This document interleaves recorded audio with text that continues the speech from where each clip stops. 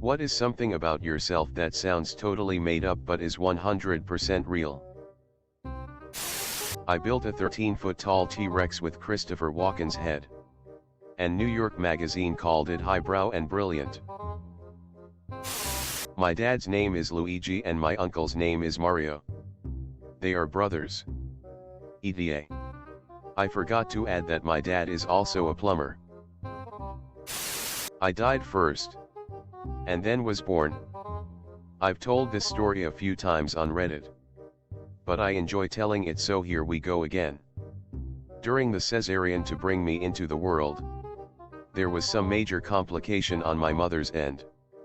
She started bleeding internally, drowning me in the womb. When I was removed, the doctors tried to get me breathing but couldn't. I was declared dead. My mother was still unconscious. But my dad was brought in to say goodbye to me. He held me in his arms, was saying goodbye when out of nowhere I started coughing up blood and screaming as babies do. Apparently it was the weirdest moment in his life. Being abjectly terrified and overwhelmed with joy that I was alive. It's my favorite story to tell. Because weirdly it takes some pressures off on birthdays. I don't do well with too much attention by family/friends. But celebrating my death day doesn't bring people the same connotations. I grew up on the wrong side of the river. Was considered by all to be the town loser. And went to work as a janitor while still in high school.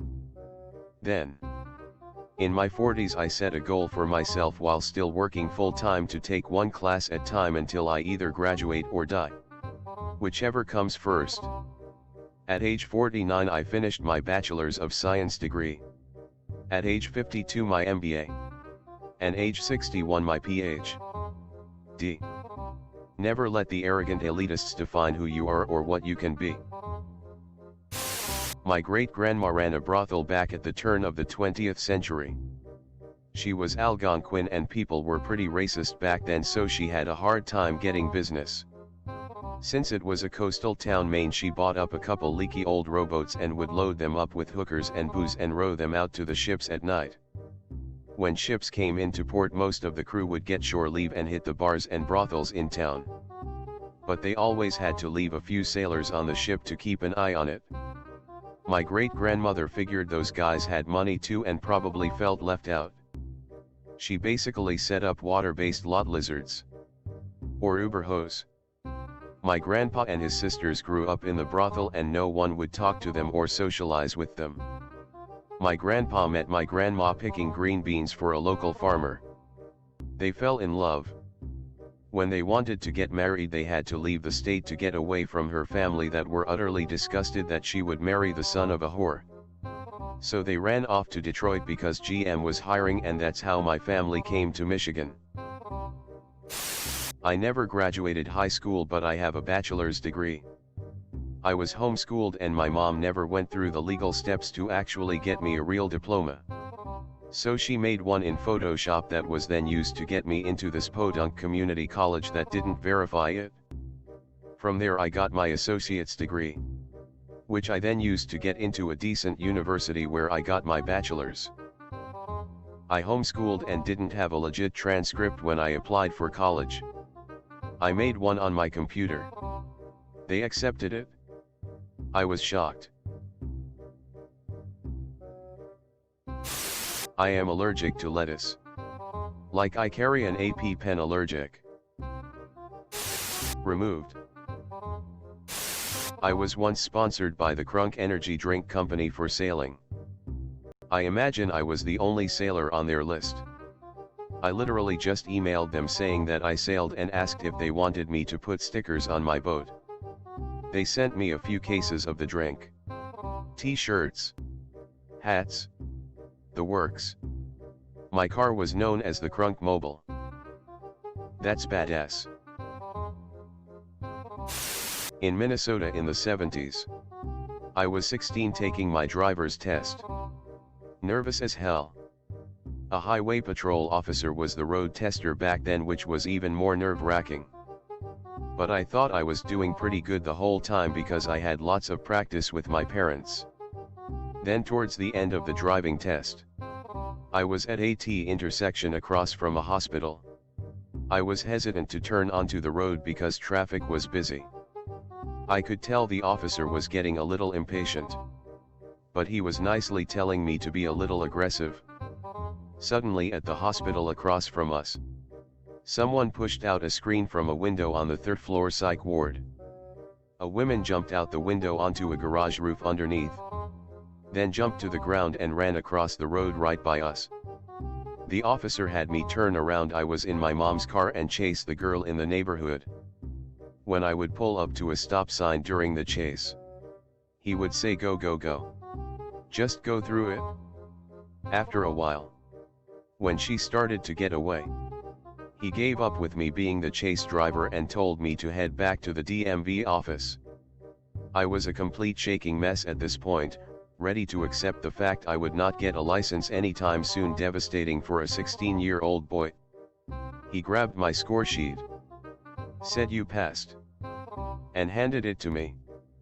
I got an 88 score. He ran to his HW patrol car and tore off to continue the chase. I go in the office a complete mess. My mom was already really nervous because we were gone so long. Then she saw me looking like a ghost. She said what happened. Told her I passed. Then told her the story on the way home. She wasn't amused and pretty pissed at the highway patrol guy. When I tell the story, I say no BS. Just ask my mom. My great-grandfather worked in the textile business and started importing rayon fabric from Japan in the late 60s and 70s. Keep in mind this was during the early days of synthetic fabrics and traveling to Japan was not all that common. On a business trip, he met some Japanese businessmen who were selling newly designed transistor radios. His contacts wanted to set up an exclusive import agreement for their electronics to North America. But my great-grandfather declined. Because how many of these radios could you possibly sell? Turns out that was a short-sighted business decision. Because that company was called Sony Electronics. He turned down the exclusive import contract for Sony. On the other side of my family, my Canadian relatives walked away from 100 acres of land in Alberta during the Dust Bowl and Great Depression. They decided it was not worth paying the taxes on their land. Turns out that land was right in the heart of the Alberta oil deposits. Also on my mother's side of the family, they used to have a citrus orchard near Los Angeles. They sold it cheap to some land developers. That farm was right at Hollywood and Vine. My family on both sides is bad at seeing long-term investments. Any stocks recently? I took my mother for a surprise trip to NYC. She got married to my father there in '68. The surprise was manufactured by way of telling her we were going to Australia. We live in New Zealand. So a trip to Australia is not a huge deal. It's the type of thing you could do for the weekend, and therefore she packed a bag and brought her passport. We got to the airport and said, "Surprise! We're going to New York." And she cried her eyes out with delight. When we arrived, on our first morning, I said, "Okay. What do you want to do?" She said, "When I was last here, in 1968, the Twin Towers weren't complete. So, I'd like to go to the top of them." "Your wish is my command," I said, and off we went to the WTC. That was the afternoon of September 10th, 2001. Suffice it to say, there was a particular poignancy when we looked out the window at around 8 a.m. the next morning. Damn. That's eerie. What was the aftermath like for you guys? Spooky. Anyone who was there at the time will remember three things that might not be obvious to anyone who wasn't. 1. The smell. Everything smelled if burning for a full week. 2. The F-16s in the air and law enforcement with automatic rifles everywhere. 3. The missing posters. The last of these I will never forget. It was heartbreaking. Every available surface was covered in missing posters. It brings a lump to my throat thinking about it even now. As a native New Yorker, you described it so exactly. The only thing you've left out was desperately trying to contact everyone we knew to make sure they were okay. And trying to do a head count of our extended network. Whose cousin's wife was downtown that day? Which friend's niece's fiancé was a first responder on duty? The waiting was agonizing. And hearing that calling waiting signal was awful. My dad worked for the MTA his entire career. And I remember that he didn't come home that night. Or the next. We had no idea where he was. Because all transit supervisors had to work doubles and triples to support first responders. Hearing him come through the front door is probably the best sound I've ever heard in my life to this day. I was at a store when Tony Hawk was signing autographs. I was only 10 at the time and was a huge fan. One of his early video games had just come out. The store had a couple TVs on the wall and some video games to play. Being a kid, I waited for one controller to open up and someone leave. A kid ended up leaving and I grabbed the controller and started playing and minding my own business. A couple minutes later the store wanted to grab photos of Tony playing his own video game. He came over and grabbed the second controller and began to play multiplayer with me. Probably played for 10 minutes. The bonus was it was also my 10th birthday. So I played Tony Hawk Pro Skater with Tony Hawk. Edit. Wow, I made this comment and didn't return to Reddit until just now. Was not expecting it to be that big of a hit. Thank you. I do not have photos of myself playing the game with him, but I believe my parents have a couple of photos of me with him and getting his autograph. I still have the signed board on my wall. I saw the former Prime Minister of Poland in his underwear. That's not how the rhyme goes. I see London. I see France. I see the Prime Minister of Poland in his underpants. Once in college I applied for a job at the library help desk. I figured I would help people find books. Didn't give it much more thought than that. During the interview, I aced all of the customer service questions. Then they asked me whether I knew how to defrag a hard drive. Cue alarm bells in my head. But I kept calm outwardly and said no.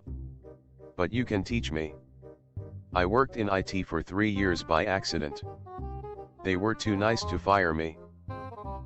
I made my last boss swear on her life she wouldn't call me for tech support.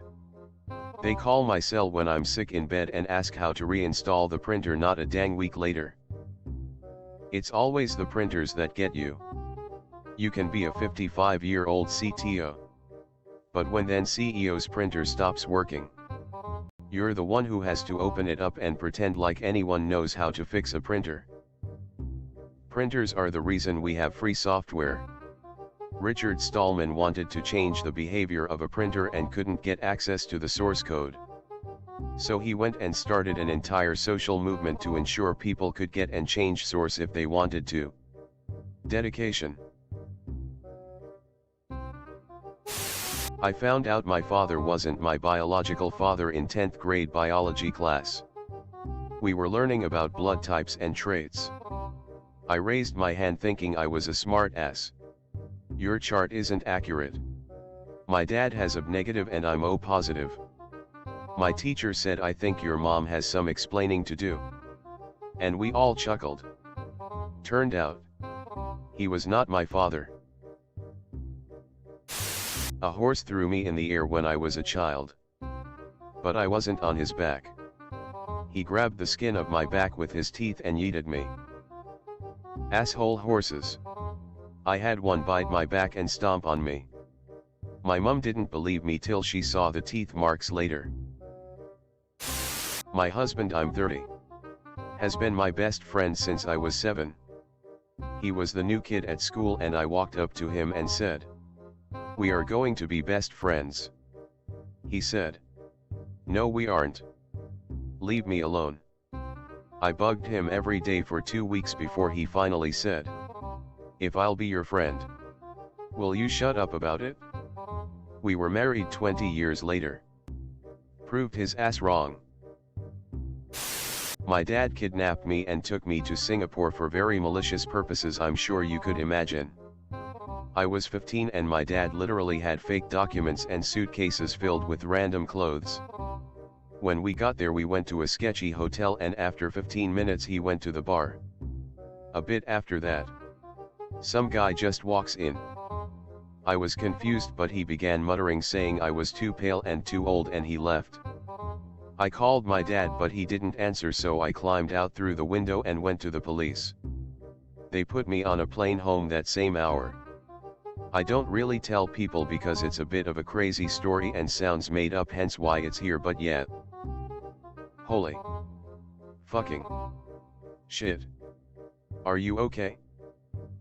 Yeah, I'm totally fine. This was 2 years ago anyway and nothing has happened since. It's just crazy to think about. The most fucked up thing to me is that my dad did it deliberately. It wasn't like this rando dude came into the wrong room. It was strategically timed. But yet, thanks, I'm all Gucci now. Is your dad in prison now? He should be. Unfortunately not, but he's been charged with something I'm not allowed to know because I'm not 18, which is BS, and he's allowed monitored visits with my siblings and my siblings have to go by law and I get a choice. BC I'm 17 but yet. Wow. What the fuck? He shouldn't be allowed within 40 feet of a minor. At minimum. Glad you're okay. Though. Hopefully your father will get what's coming to him.